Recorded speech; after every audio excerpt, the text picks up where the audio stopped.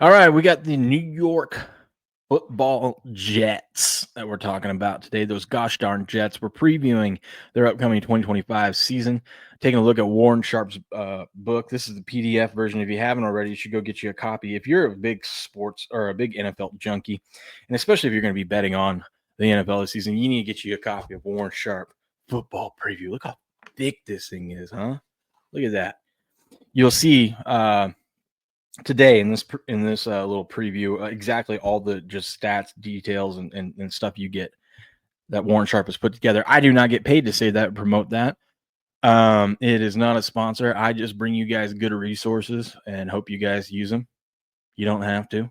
Look at this schedule for the Jets. They go home, home, away, away, home, home, home, away, bye. That is interesting.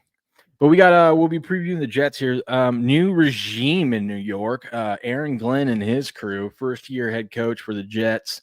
See what they can do. Not expecting much for the Jets. They've got a 5.5 win total for the season. Some guys that they lost in the offseason. They lost Davante Adams, of course. He's in LA with the Rams now. That guy is trying to get away as much as he can from Jimmy Garoppolo, and there he is in the preseason catching passes from Jimmy Garoppolo. DJ Reed is gone as well. He's with the Lions. Javon Kinlaw is now a Commander. That was a big loss there. Hassan Reddick is gone too. Man, they lost a lot of guys. Tyrone Smith retired. Their big old left. I mean, he needed to. He's like 42 now. Tyler Conklin is with the Chargers. I did not know that. Who else we got down here? They lost Greg Joseph, their kicker. How are they ever going to survive that? Some key players that they brought in, though. Bold move, Cotton, taking Justin Fields at $20 million a year. They brought in Justin Fields. He's going to be their quarterback. Everyone in New York's hyping him up like he's the savior after one preseason game. That was hilarious to watch. They brought in Brandon Stevens, paying that man at cornerback $12 million. Andre Cisco, safety. They're trying to buy themselves a solid. They got a lot of young, good pieces. They paid Garrett Wilson. Not Garrett Wilson. Garrett Wilson's next. They paid Sauce Gardner.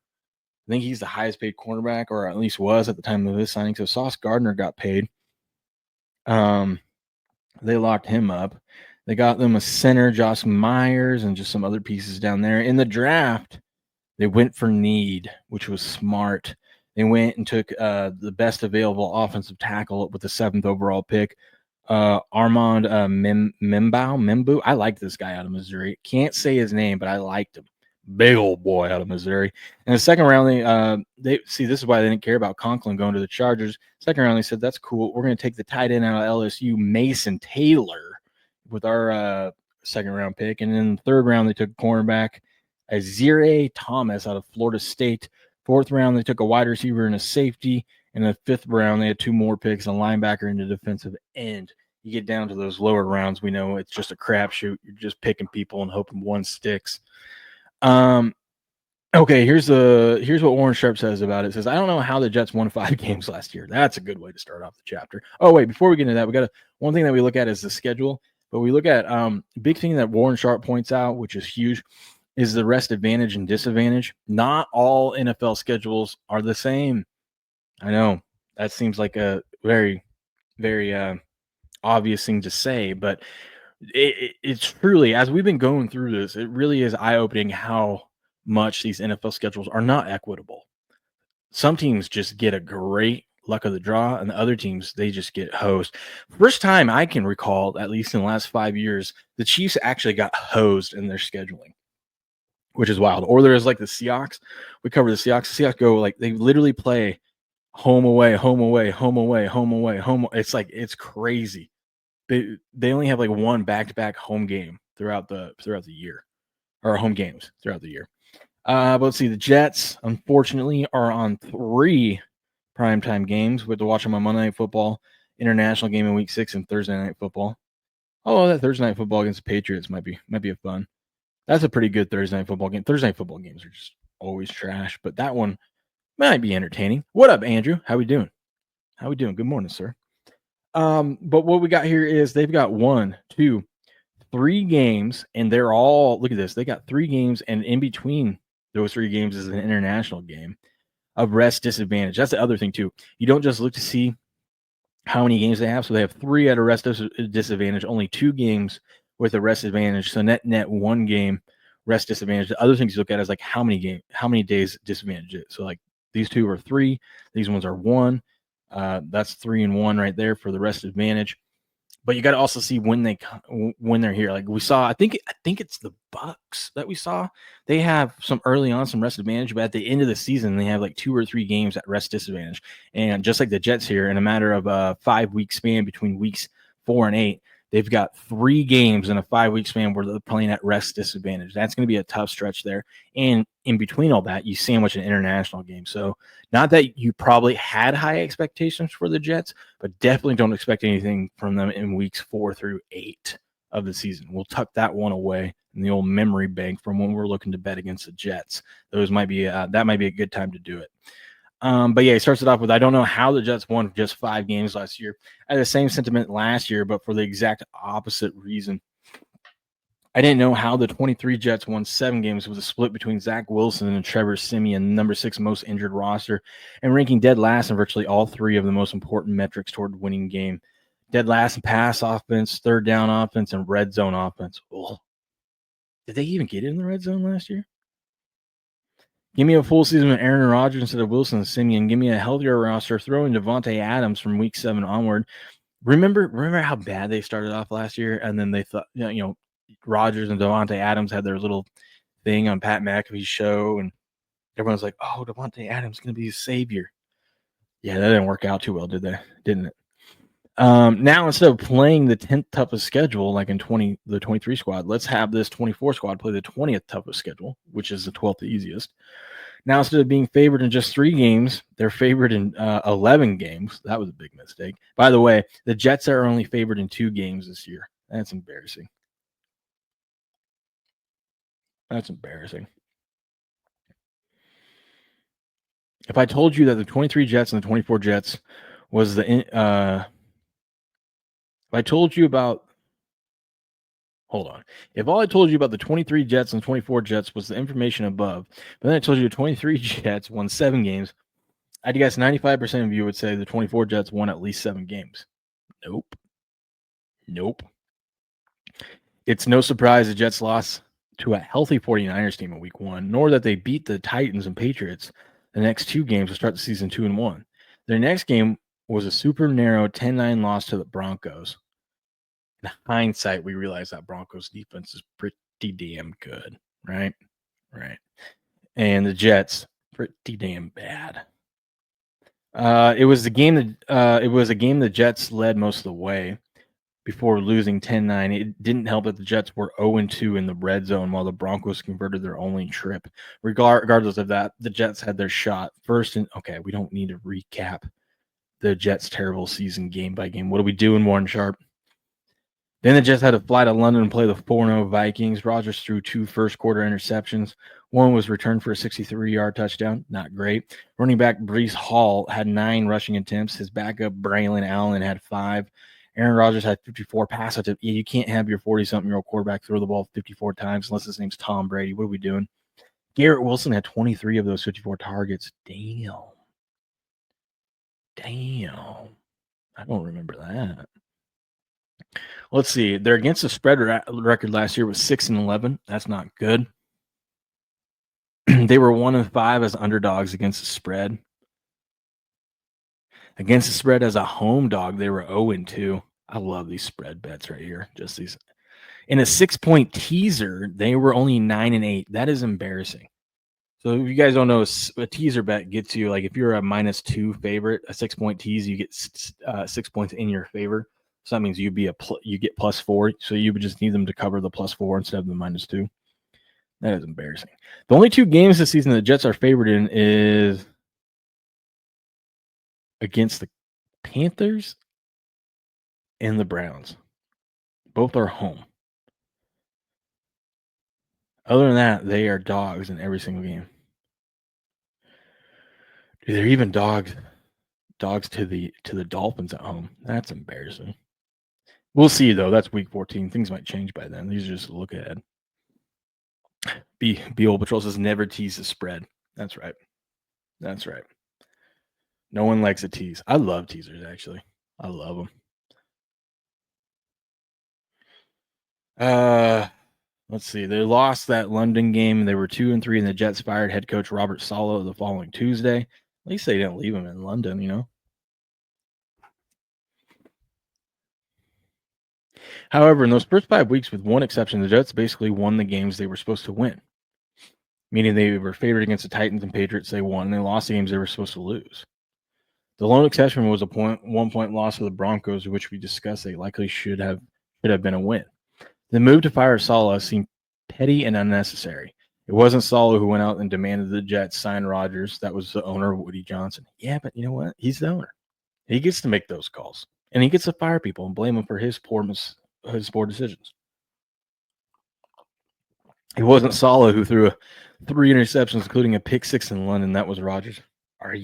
Is Warren Sharp standing up for Rodgers here? No, I guess he's standing up for Saleh. That would have been funny if they fired him. That happens, dude. Coaches get fired on those trips. They're like, yeah, you can't get on the team plane. We got you a Spirit airline ticket to get you back home, buddy. And when you get back to the stadium, don't even worry about walking in. We'll have a box with your things waiting for you outside the door. After firing Saleh, they promoted defensive coordinator Jeff Ulbrich to the interim head coaching position, and the team went 3-9 to close out the season. I don't know what the Jets' record would have been in 24 had they kept Saleh at the helm. They would have been a lot better because we saw when they fired him, the defense fell apart fast. Ulbrich, even though he was the defensive coordinator, it was a nice reminder of how hard it is to stay focused on what you're supposed to be doing when you have to do head coaching stuff. You think, oh, you're the defensive coordinator. You got the defensive handled. Now you can just be the head coach and still manage the defense. No, it's not how it works in the NFL. Through week 5, the Jets defense ranked number 1 in yards per play allowed, number 2 in success rate allowed, number 3 in EPA per play allowed. They were the NFL's best pass defense. It wasn't Saul's defense that was letting them down. It was Nathaniel Hackett's offense. Well, that was your first mistake. The offensive ranked 27 in yards per play, 24 in EPA per play, 17 in success rate. Why was Hackett even in New York as a play caller? Once again, Woody Johnson is the answer. Well, it's his team. Hackett became one of the few NFL head coaches in recent history to be fired before completing their first season, but the Jets wanted Rodgers. I should rephrase, Johnson wanted Rodgers. That's right. Oh, I love this. My favorite part of the chapter. We could talk about why we should bet over or under the 5.5 wins for the Jets. Here's why you should bet under 5.5 wins for the Jets in the 2025 season. New starter Justin Fields may not be an upgrade for this team. He takes too many sacks and negative plays. He's inefficient, and he relies on his legs too much. But clearly, Warren Sharp has not watched the preseason games because everyone in New York is saying that Justin Fields is the savior. Fields managed to go 4-2 as a starter to open up the season for Pittsburgh last year, but it was not enough to keep his job from Russell Wilson, who outperformed him. He had the lowest yards per attempt in his career, which led to a higher completion percentage. New York's offensive line struggled in 24. They ranked 23rd in ESPN's pass block win rate, 29th in the run block win rate. Part of this was because of injuries in 24, but Morgan Moses, Tyrone Smith, and Connor McGovern all are no longer on the roster. Jets also lost a significant portion of their players on defense. DJ Reed, CJ Mosley, and 3 safeties all left the team. The team did add Andre Cisco to their safety group, but he's coming off a very poor season. Unless the new coaching staff can work wonders, the defense could be a worse unit in 25. Ugh. Okay, you don't have to convince me. We'll bet under. Jeez. I get it. Good morning, Grass Guy. How we doing? Colts need to fire their hillbilly coach, Shane Steichen. He sounds like a high school janitor. Shots fired. Here's why you should bet over 5.5 wins for the New York Jets in 2025. This is going to be scary. One-score games were a big issue for the Jets in 24. They were 3-7 in those games, with especially heartbreaking loss against the Patriots, Bills, and Colts. You forgot to throw in the Broncos there. You talked about the Broncos at the beginning of this, and you didn't add them there. If the team can turn some of these games around in 25, the record will be much improved. The Jets have a lot of new names on the defensive coaching staff, including new defensive coordinator Steve Wilks. They have great pieces like Sauce Gardner, Quinnen Williams, and Will McDonald. but they need a complete competent coach to put it all together. The secondary took a massive step back after Robert Saleh left last season. They were likely to turn things around. They are likely to turn things around this year. The defensive line is also really good at stopping the run, and the pass rush is very efficient. Wilkes will get the most out of this talented group of players. You know, it's sad when you're trying to make an argument for why a team is going to go over their win total this year and be better than expected, and you don't even talk about the offense. That should be a sign that we're not going over this win total. It's an offensive league, right? And here we are talking about the defense. You talking about defense, man? Come on now, son. That should just be a sign. The great Warren Sharp can't even come up with something nice to say on their offense. What kind of first name is Sauce? It's his name, man. I don't know. Sauce. Maybe they were hungry when he was born. I don't know. I wasn't there. You gotta go ask his parents. Love the D and D.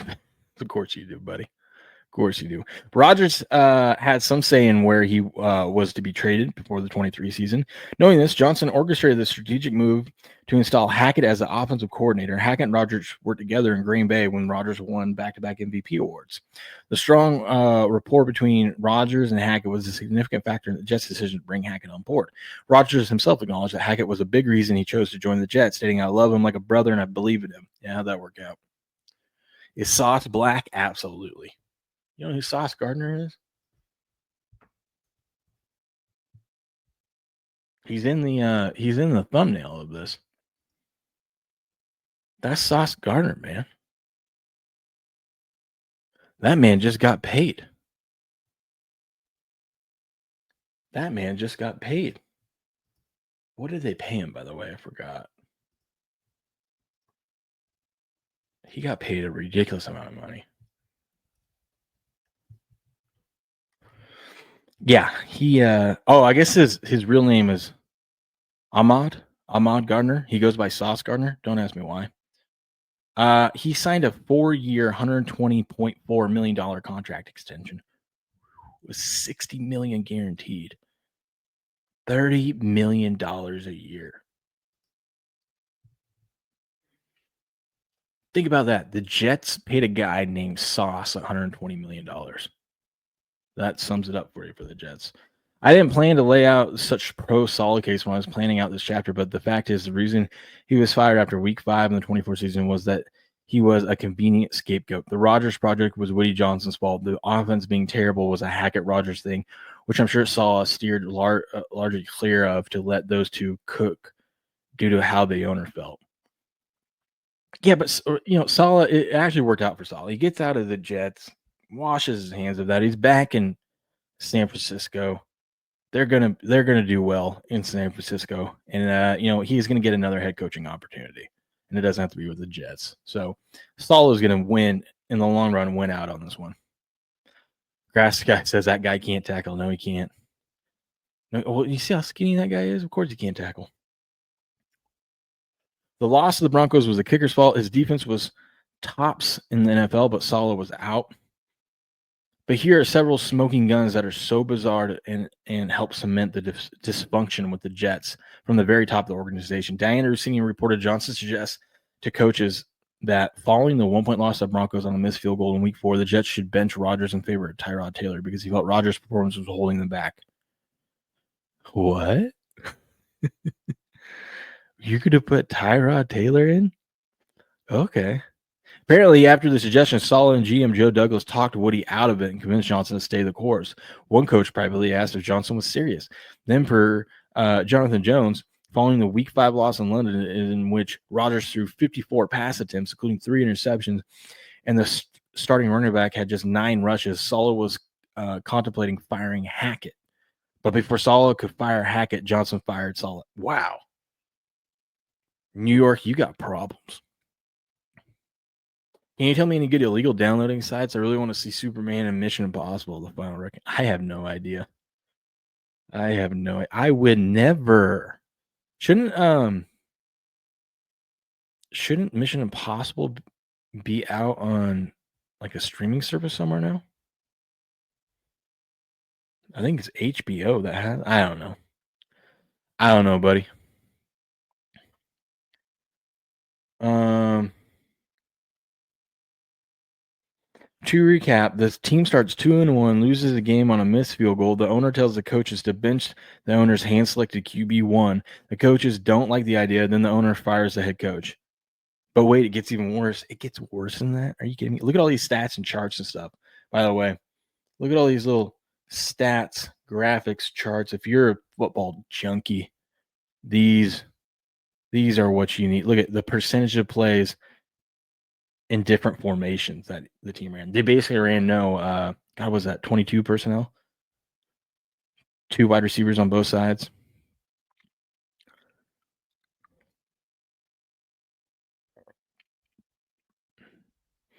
They break down their EPA per play and pass and all that stuff for each formation as well. Oh, there's even heat maps. You get heat maps in this book. Look at this. It shows you where they like to throw the ball. That is crazy. And then success rate by location. If you were barely on the right side, middle of the field, or right side right there, not too far down the field, that's where they were very successful. 2/3 of the time they completed that pass. That's a Garrett Wilson drag route right there for you.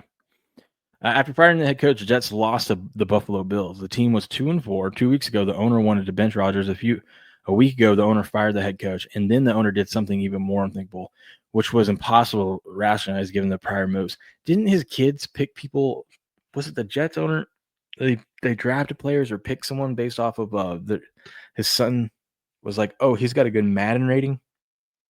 I think that's what happened. Johnson decided to trade for Davante Adams from the Raiders in exchange for a conditional 3rd-round pick. Why? How is it possible to try to blow up a team after 2-3 or 2-4, but then want to give away future draft capital for? Yeah, that's true. You fire the head coach and then you make like moves like you're going to try to win. It's weird. He was asked if the season's salvageable. Salvageable. We're going to kick. You can add the words after that. We're going to do really well. In fact, they did not do really well at all. He added that the status quo is a killer and that perhaps Rodgers was struggling because he needed his guy, and having that relationship with his quarterback was very important.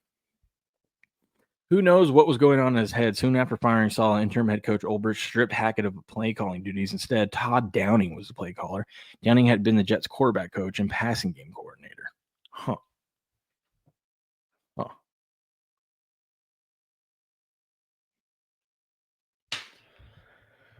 Let's see.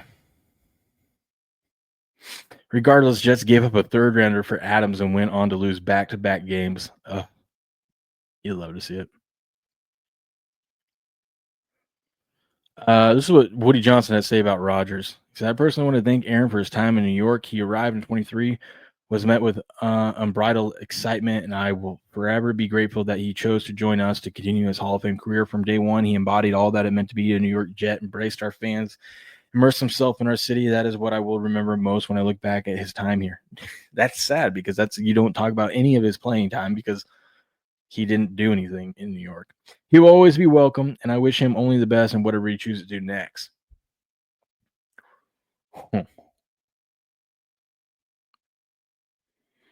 Johnson sacrificed future draft picks and cap space along the way. The pursuit was terrible. The moves during the season was illogical. The Jets didn't win. And now they have to deal with $49 million dead cap and fewer draft picks. I'm always fascinated what these chapters are going to be. I did not have the chapter going this way, but we are just bashing on the ownership here. I love it. I love it.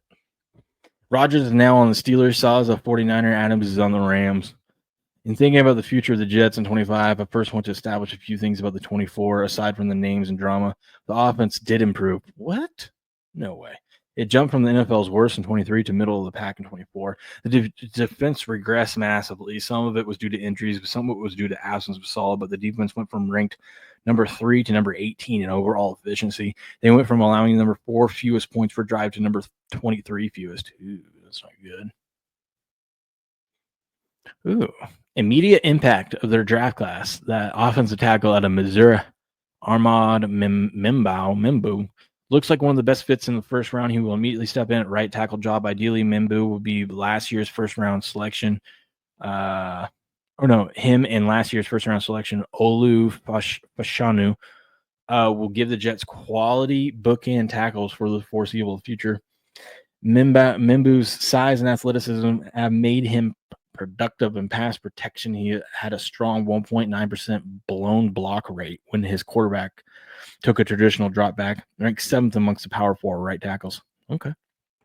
So he's a big boy. Derp's here. He says Jet's going to jet. That's right. Jets are going to jet. All right, let's hear about, fantasy football advice. No, just don't take anyone on the Jets, okay? Don't even think about taking Breece Hall. They're trying to trade Breece Hall. More stats. Look at these. I love looking at these ones. They rank number 16, middle of the pack for first quarter points, and number 25 for second quarter points. Ugh. Their first half point margin was minus 34 last year. Oh boy. That's not good. Dude, this is all you need to know. Davante Adams joined the team in week 7 or 8, I think it was, that we were talking about. Davante Adams led the team in red zone targets with 26. That's how bad the Jets were. A guy came in halfway through the season and then led the team in red zone targets with 26. Garrett Wilson was right there behind him with 24. But that is crazy. Allen Lazard had 12 red zone targets. What are we doing? Breece Hall on the rushing side of things got the majority of the carries in the red zone with 23. That is sad. Jets are middle of the pack, dead right smack dab in the middle for the easiest schedule in the league. They have the 16th ranked easiest schedule, so they're right there. Look at that. Oh, here we go. Talking about the offense again. They went from allowing just 23% of opponent drives to reach the red zone in 23 to allowing 36 to reach the red zone in 24. Oh, this is the defense. That was a shift from number 2 to number 31 at 24. That's not good. And this was against a far easier schedule of offenses. By my metrics, the 23 Jets defense played the number 9 toughest schedule of offenses and was a top 3 defense. 24 Jets played the number 19th toughest schedule and was a bottom half defense by most metrics. Again, injuries played a major factor as they ranked 27th in health on defensive side of the ball. They brought in another defensive-minded coach in Aaron Glenn. Their biggest defense expenditures this offseason have been in the secondary. First 2 defensive players they drafted were in the secondary. I'm not going to try to say their name. They signed 3 defensive players to contracts that average over $1.5 million per year. Okay. And then they also extended Sauce Gardner, but that was after this book came out. But there still is tremendous turnover in the secondary and room for Aaron Glenn and new defensive coordinator Steve Wilks to work with. The Jets need to be better in 25 on the defensive front, but that will be easier to accomplish than what they need to do offensively. Offensively, the Jets are making the move to Justin Fields. Before we break that down, let's discuss an equally big factor, given who their quarterback is and where their coach comes from, and that is the run game. Glenn comes from the Lions. The Lions have a high-scoring offense, but it begins with the run game. The Lions passed the ball on early downs in the first half at the number 30th rate last year. So, third fewest times they passed the ball on early downs. The Jets passed the ball on early downs in the first half of last year at the number 16 rate. On all downs, the Lions were number 29 in pass rate. The Jets were number 3. The Lions were a run-first team. The Jets were not. That should theoretically have helped the Jets' run game. Why? Because they passed the ball so much, defenses played the pass and used light boxes. Sure enough, the Jets faced the number 2 highest rate of light boxes and number 2 lowest rate of 7 or more man boxes. This is where we're getting into the meat and potatoes things, people. Some guy from Maine shaved the beard, lost 10 years. Yeah, it also makes my missing tooth stand out even more. But yeah, shaved her off. Don't worry. It'll grow back. Trust me, it'll grow back. It's easier to run against light boxes, but the Jets were terrible. So what he's trying to say is even though they have these light boxes, because everyone knew the Jets wanted to throw early on, so they wouldn't stack the box, they would play in coverage, and so you would have light boxes there, and it should theoretically be easier to run because it is easier to run on light boxes, and yet the Jets still couldn't run on light boxes. That's how bad they were at running the ball last year. His statues where the Jets fans throw their beers after. That's right. Brady did say it best. Compare the Jets to the Lions in the first 3 quarters of the games. The Jets were number 30 in EPA per rush, number 28 in success rate, number 22 in yards per carry, against the 10th highest rate of light boxes, while the Lions were number 3 in EPA per rush, 3 in success rate, 9 in yards per carry versus the number 30th highest rate of light boxes. Glenn is accustomed to watching a run-first offense run the ball really well, regardless how the defense tries to stop it. If he tries the same strategy in New York, it will fail miserably unless his run game plays much better. It's not going to happen. Other than taking the big tackle in the first round, not much else is changing with the run game. Their 24 line was indeed injured, and key players missed multiple games. Center Joe Tippmann is back after playing well in 17 games, as is left guard John Simpson, along with right guard Vera Tucker. The interior of the line is the same as it was in 24. The interior plus Fashanu is identical, and last year the Jets ended the season ranking number 23 in ESPN's pass block win rate and 29 in the run block win rate. That's not good. Missing tooth. We're looking for a forward in the men's league. You want in? Perfect pick. Yeah, dude. I'm in. I'm there. I'm kind of getting used to it now, but I cannot wait to get my tooth. Cannot wait. Let's see. If you don't do the work of splitting out third downs and let's try that again. If you don't do the work of splitting out third downs or fourth quarters from the Jets run game, you'll think these guys were fine, but not good or bad. But defenses were playing soft on third down and in fourth quarters, playing with a lead. Take a look at the splits for the Jets. In the first 3 quarters, on all downs, they were number 30 in EPA, number 38 in success rate, number 2 in yards per carry, number 2 most explosive.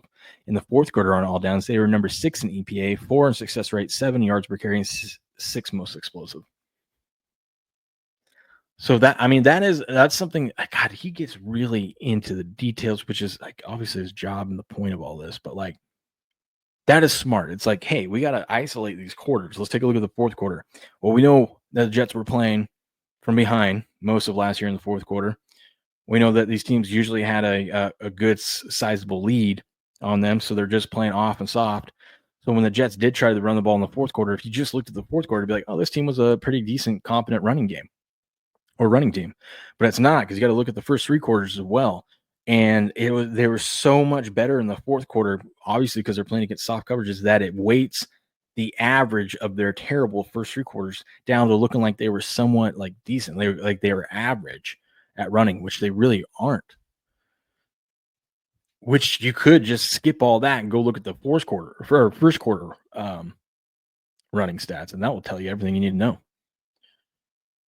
The offensive line ranked number 29 in yards before contact created, and the running back core and most of the O-line is returning the same as they were last year. This is bad. New offensive coordinator Tanner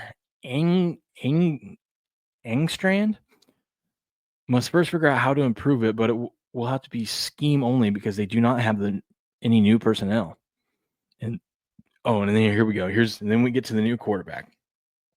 If I can share one stat that shapes most of my concerns with the field, it's his time to throw.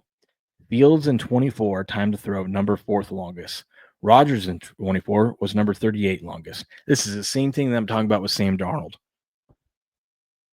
Sam Darnold held onto the ball so long, but he could because of that wonderful Minnesota line. Geno Smith could not hang onto the ball long, or else he was getting sacked in Seattle. Now you're putting Sam Darnold, who everyone's like, oh, he has had a resurgence. He's back, baby. He's going to go to Seattle and do what he did in Minnesota. No, not behind that terrible offensive line. Be very careful.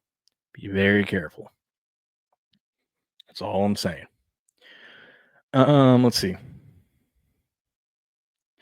Fields percentage of throws after 3+ seconds, number 1 highest in the league.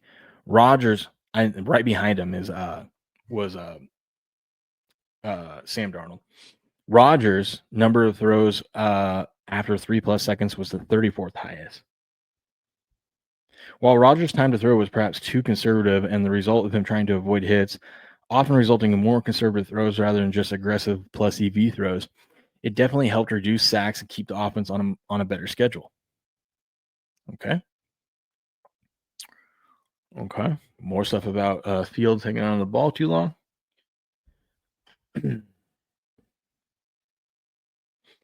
Engstrand came from the Lions, where for the last 5 years he held various roles, including offensive assistant, tight ends coach, and passing game coordinator. Over the last 2 years, Jared Goff's time to throw was 2.6 seconds, ranked 50th, as compared to Fields, who was 3.1, ranked number 1. This was an entirely new test for Engstrand because it's certainly seems like Fields' consistently long time to throw is a feature, not a bug. Looking at Fields' career, I pulled up every quarterback with at least 400 pass attempts in their first 4 NFL seasons since 2000. There were 127 qualifying quarterbacks. Fields ranks, oh my God, basically in the bottom part of all these, except for yards per attempt.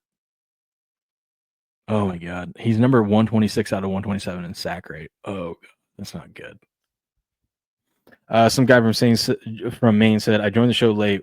When you said a moment, what you have a moment, or when you have a moment, what are your thoughts on the Pats 2-0? Also, how do you become a Pats fan living out west?" The Pats are back, baby. Pats are back. We beaten 2 teams now that had 12+ wins last season. We're back. Vrabel diving into the piles at practice, scrapping it up, getting bloody with the boys. That's leadership. No, I don't expect much from the Pats. I'm getting excited about the team, but I'm getting excited about the team for the future, not for this upcoming season. I think they'll be scrappy, but I don't expect the Patriots to get like 10 wins or something. Unless Drake May just comes out and just takes a huge leap, which is really hard for a second-year quarterback to do. But I like what they're building. And how I became a Pats fan living out west. Well, when I was 10 years old, there was this guy, you might have heard of him. He was this quarterback. He drafted in like the 6th round with the Patriots. And he won a couple of Super Bowls with them. And that when I was 10, that's when I started really tuning into the NFL. I just became a Brady fan, so I was a New England guy. So this guy named Tom Brady, I don't know if you heard of him, but he was a pretty good quarterback for the Patriots back in the day. They just gave him a statue, actually.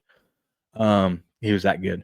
But yeah, he got me into being a Pats fan, and so I'm still a Pats fan to this day. Will jumped into the Pats Giddy Girls fandom. That's how he was on the We're on the Top train ride. Hey, I was there before they won the Super Bowl, right? Before they beat the greatest show on turf. Before Tom Brady became Tom Brady. I was there. It just happened to be that was the right time as I was a young lad. That's okay. Well, lots of people that I've met down south became Pats fans like most do. I mean, but I'm stuck with them at least, right? Because I always got shit in college for being a bandwagon fan, even though I got on the train before they even won the Super Bowl. But no, and then in college, yeah, they all gave me shit about it. But now I'm 24 years deep into being a fan. I think I can call myself a fan now. You're from New England and never a Pats fan. I think I remember you saying that. That's funny. I'm more of a Tom Brady fan, but I'm sticking with my Pats, obviously. Where are we at? Are we done with these Jets yet? So it's very certainly not impossible. It's a long shot that Fields turns his career around and becomes a player who is the sole reason the Jets are winning games over the next several seasons. Now, as it relates to Fields in 24, many people didn't know why the Steelers decided to make the move from Russell Wilson and thought Fields was a superior quarterback. Let's compare Fields to another quarterback operating the same exact offense with the same exact surrounding talent, and you will tell me who's better. One of the most stable ways to evaluate a quarterback is early down performance with a clean pocket. And in the metric last year, out of 43 qualifying quarterbacks, Wilson ranked 8 in EPA, 14 in success rate, 16 yards per attempt, 8 in TD to interception ratio, and number 10 in fastest time to throw. Fields ranked 36, 34, 28, 17, and 43, respectively, in those categories. And then there's dynamically opposed QB boom and bust metrics. When QB generates more than one expected point added on a play, it is graded as a boom play. When he generates a worse than 1 point expected added as a play, it's graded as a bust play. Wilson bust rate was number one best in the NFL at 1%. Fields was the number 3 worst in the NFL, clocking in at 41 at 8%. He was 8 times worse than Russell Wilson. I remember everyone talking about how Fields was so much better than Russell Wilson. That is funny. Additionally, Wilson ranked 12th in boom rate, and Fields ranked 41st. Not good.